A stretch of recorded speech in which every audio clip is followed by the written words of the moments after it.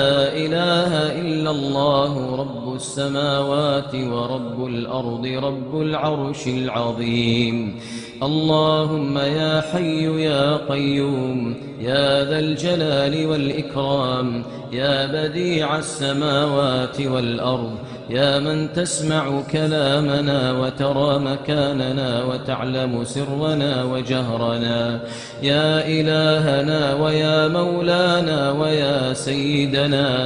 عز جارك وجل ثناؤك وتقدست أسماؤك ولا